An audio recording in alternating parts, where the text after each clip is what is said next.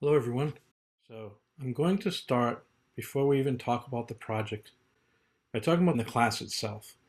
So this is a digital writing and rhetoric class, and the goal of this class is to give you the opportunity to explore and learn what digital rhetoric is, and to explore yourselves as digital authors. So I've taken the two books, the Iman book, which explores digital rhetoric in a very academic way, and the Hobbes book, which explores the creation of meaning in digital experiences. So digital media, digital writing. And those two combined hopefully give you the foundation to be creators yourself. That's the goal of this class. And that's what we've started doing. That's what we did with the blog activity. And even though this is an anytime class, it never meets, I've done some things to give you the experience of getting to meet and know each other. And that leads us to the point we're at now, which is, can you pick a partner to work with for the rest of the semester based on what you've learned about each other? And can you have some fun, as Hobbes says, creating to learn? So let's start with the first thing I did.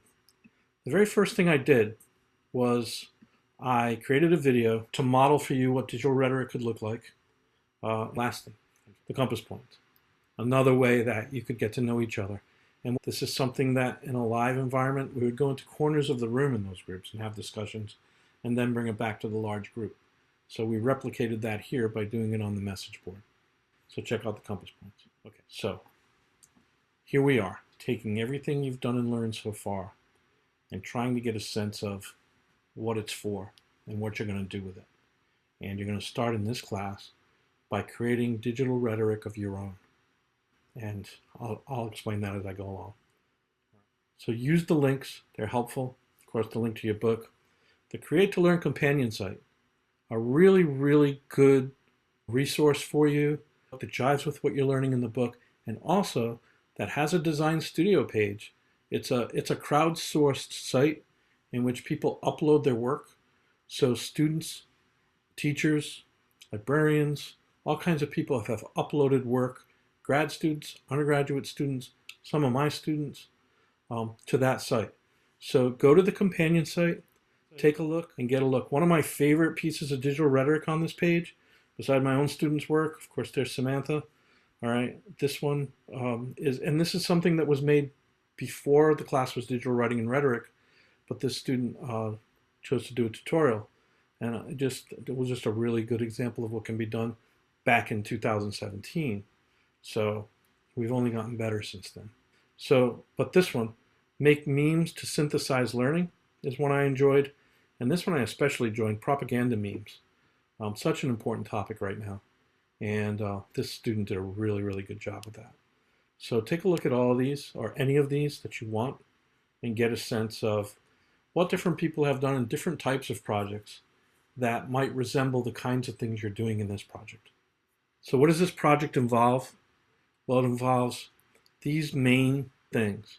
So you want to be creative. You want to be multimodal. You want to be intentional. This is rhetoric. I love when Iman says that anything can be rhetoric. And I was like, anything can be rhetoric. Wow. A rock could be rhetoric in the right context, right? Anything can be rhetoric. I actually interviewed Renee Hobbs one time and I asked her, how do you define digital rhetoric? And she said, the one word that comes to mind is immediacy. I said, immediacy?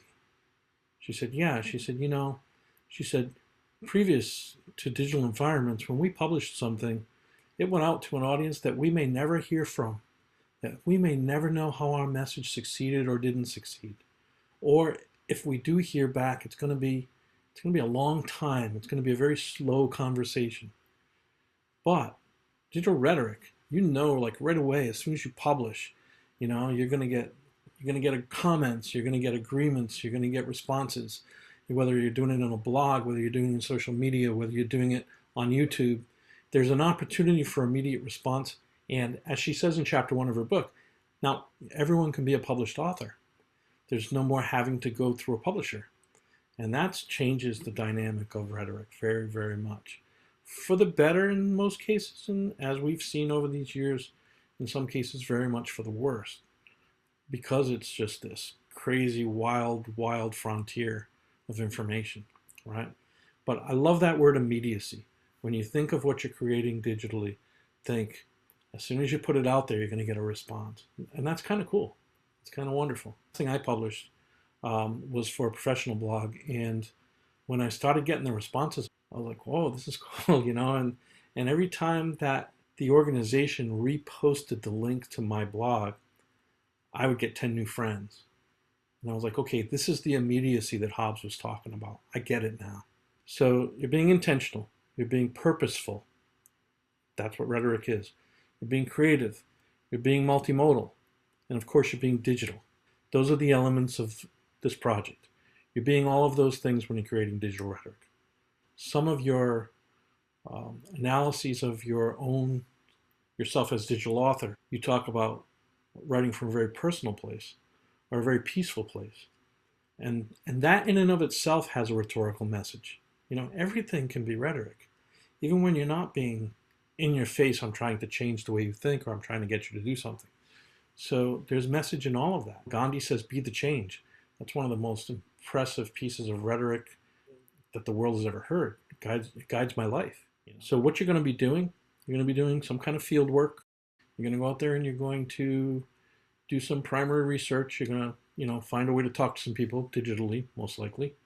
So some primary research, some secondary research. You're going to gain some knowledge.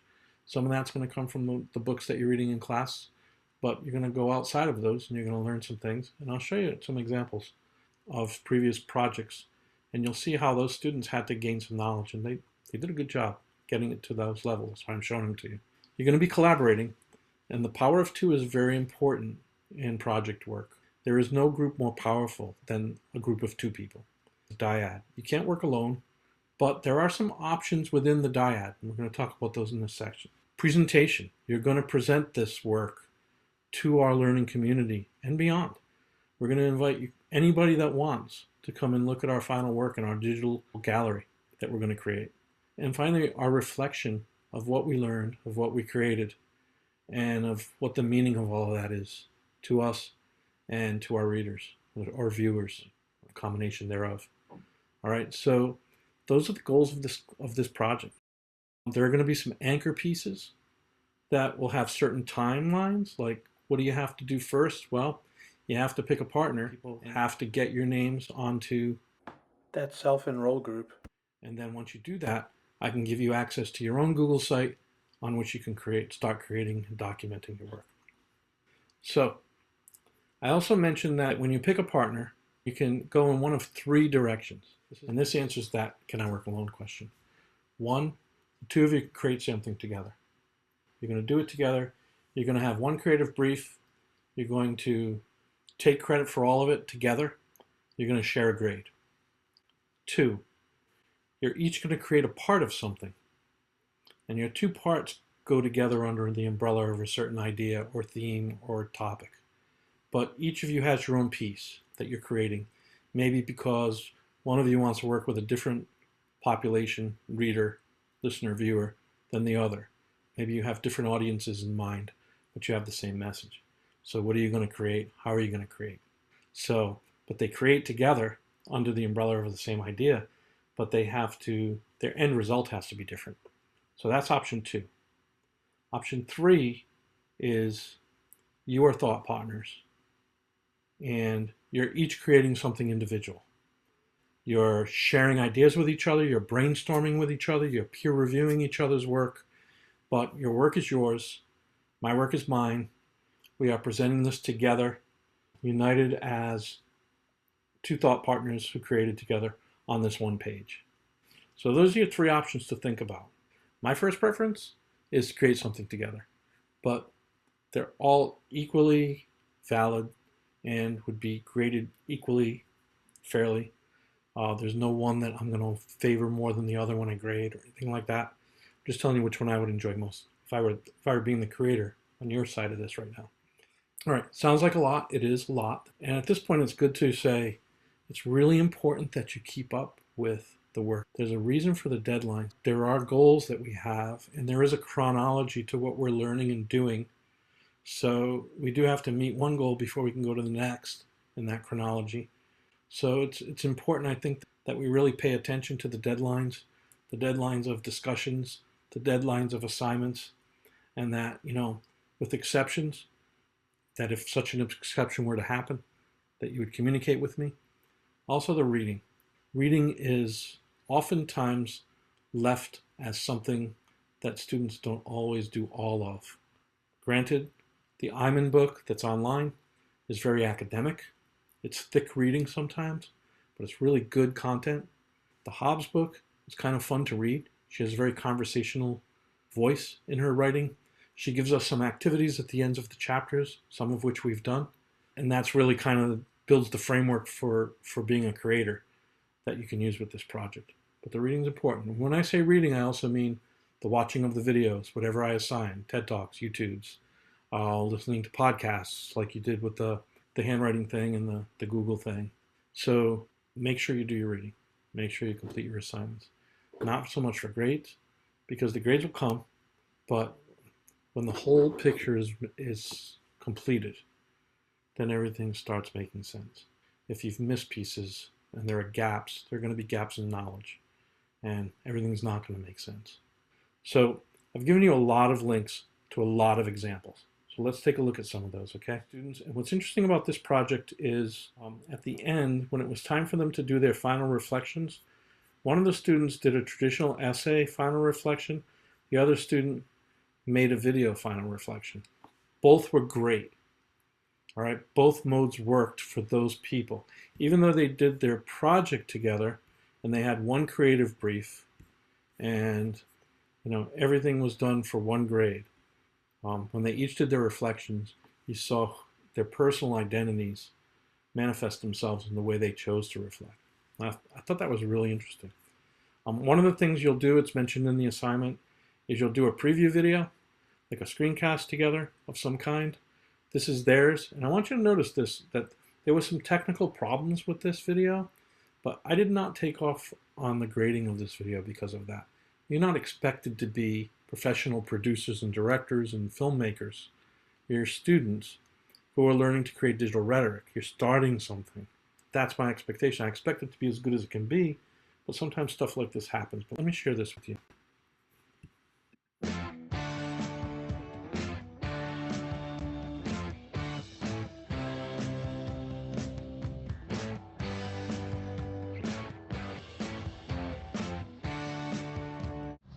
Hello. Oh, hi.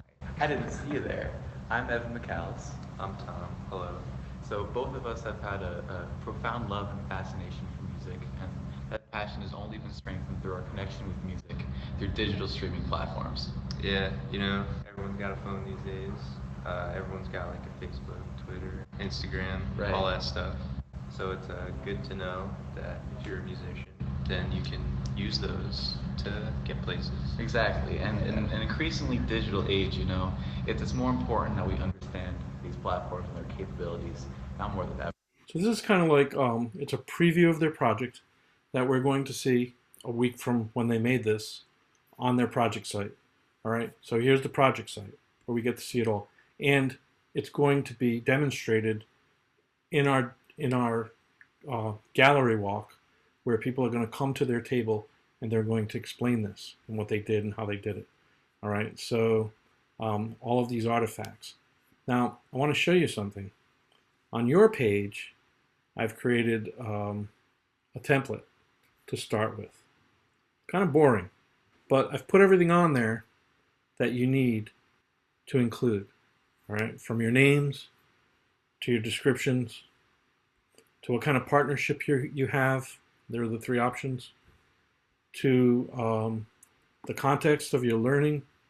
This is where you do your creative brief or creative briefs, depending on what option you're choosing and following. Your essential questions, your summaries, your goals, your outcomes, all of these things. Any artifacts, and as you saw on their page, there were several artifacts. You can go back and look at those. And then your personal reflections. Your overview reflective video, that's the one that you just saw. That's that preview video that they made. Should be short, a couple of minutes, just to kind of whet the appetite of the audience, give them an idea. And I always put this up top. I always take this and I move it up to the top. You do anything you want with this page. You change the name, you change the color, you change the format. Just make sure this is all on there. And whatever you're doing it for a purpose. You have a vision that you're creating. With that vision, you'll make this page yours. And every page can look different. All right. Here's the other hard to be a bard, okay? But they did one creative brief, and this was their commercial.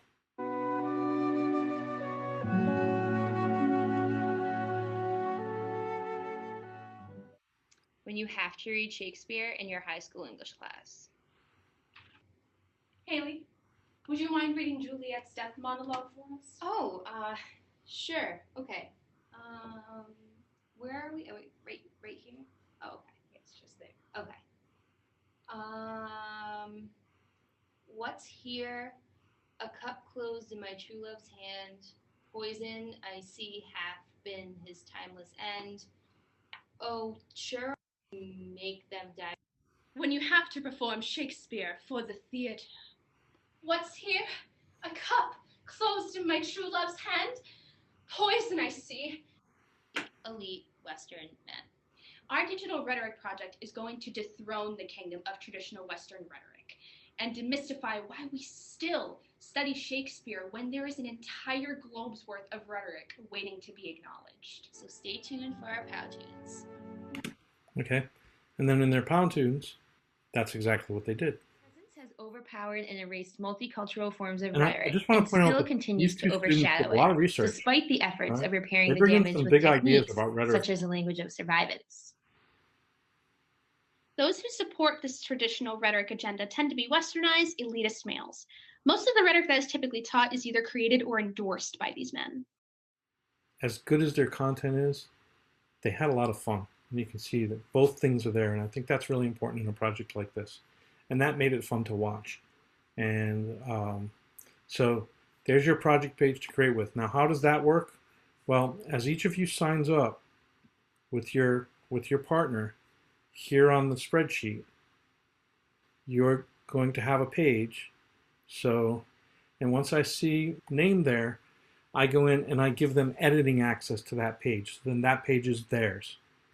The page that you go to from our class page is the project page where all projects are listed, and this page will create as you move forward.